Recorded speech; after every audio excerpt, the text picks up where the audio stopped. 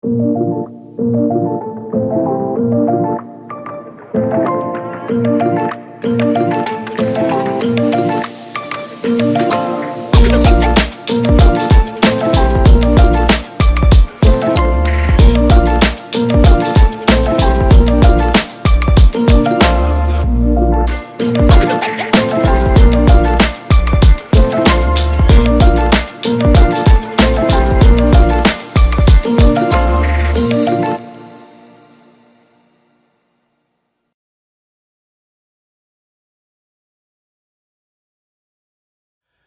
Cuvée crew, and welcome to your wind down. Today we are featuring an amazing Pinot Noir from the Felton Road Vineyard, and we're all the way in New Zealand.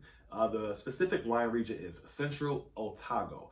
Very, very cool. It is the most southern, I meant cool both literally and figuratively, but it is the southernmost region of area of wine growing region within New Zealand. So what we're going to find in this particular vineyard is that it is grown in very cool climate. And so automatically I'm thinking great for Pinot Noirs because Pinot Noir is a very finicky grape. I consider it like a high maintenance grape. So if you're going to do Pinot Noir, you have to know what you're doing because Pinot Noirs are so finicky that the wrong climate, the wrong terroir, the wrong winemaker can really, really mess it up. And so I'm excited to introduce to you guys the Felton Road Vineyard today. Speaking of the climate, so the climate, like I said, is going to lend itself to a cooler environment. So we're looking for acid and we're looking for just some really not overly big wine. So this is going to be like a medium body to a softer Pinot. Well, it should be based upon where it is grown. So it will give you some type of connection to what you experience within Burgundy simply because of where it is in the world. But want to get more into it. Again, another family-owned producer that's really, really focusing on growing on the edge because if you look at the map, the Bannockburn or the Central Otago is at the bottom of New Zealand, really close to the South Pacific, I do believe. So really excited to introduce this wine to you. Let's get right into it. So I got my white piece of paper here. So this kind of helps give you an indication of the color. So the rim is really opaque. So that's really going to speak to just the boldness of the wine. So I'm expecting some lighter body notes on that. So let's just wake it up a little bit and just do our swirl, sniff, and savor process. Definitely a Pinot. I'm loving this as a Pinot. I'm loving this as a wine for Pinot because the aromas are classic. I love a classic Pinot. I look for certain things when I'm enjoying a Pinot Noir.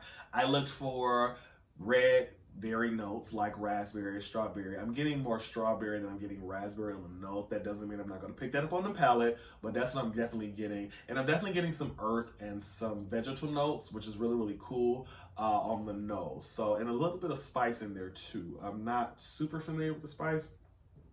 I'm just gonna go on a limb and say nutmeg, but if you smell something different, let me know in the comments.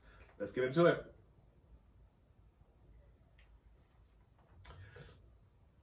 Beautiful Pinot Noir.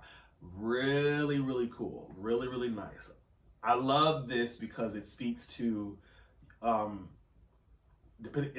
where in the world the grape is grown, and that can really, really be a testament of you deciding if you're in a restaurant, ooh, I like Pinot Noir from New Zealand. So if you see something on the menu at a nice restaurant, you'll be able to select it based upon what you enjoy with me and Felton Road. So the flavor, it kind of reminds me of that spice that I was talking about on the nose that I couldn't pick up.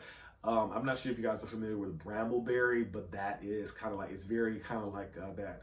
It's like a comfort feeling, like if somebody's baking a brambleberry type of pie with that topping. It's really, really there. It puts me in the mood for fall, to be honest. It's got like some little autumn spices in there, or it just reminds me of some type of holiday. This is a great holiday wine. Just thought of that. And it does have the strawberry and the raspberry on the palate. Very, very apparent. So these are classic Pinot Noir flavor profiles. light bodied, so very easygoing, very approachable, soft but not overly so. The tannins are there, but they're nowhere near like a Brunello or a Cabernet Sauvignon. So I think that you really get into some of this, and it's floral too. I do like if I'm picking up on any type of floral notes on my Pinot Noirs, and so food wise, you got to be careful because it's not a big wine, so you can't pair it with a lot of big foods. This is a great Thanksgiving Day wine because with Thanksgiving, you have so many different options on the table where typically people do. And typically people pair that with, Thanksgiving classic poultry would be roasted turkey. This would be beautiful, roasted turkey. You can pair this with so many different sides.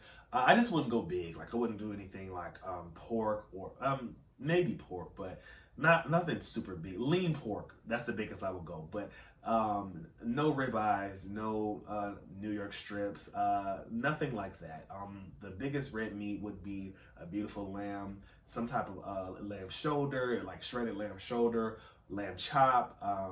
Really great there. I wouldn't be afraid of your garlic and butter and things of that nature, but I definitely would err on the side of caution with going too big. This is a beautiful, easygoing wine. I think it'll be great by itself, but we love food and wine pairings here at Cuvée Concierge, so please let me know what you think about this wine in the comment section. I really do believe for you all that love a Pinot Noir or just a low to medium bodied red, you're really going to enjoy this one. And so for those that I sent this to, I think that I have this for you in mind based upon your profile. So again, let me know what you think in the comments. I really am enjoying this and I hope that you will too. Until next time, cheers.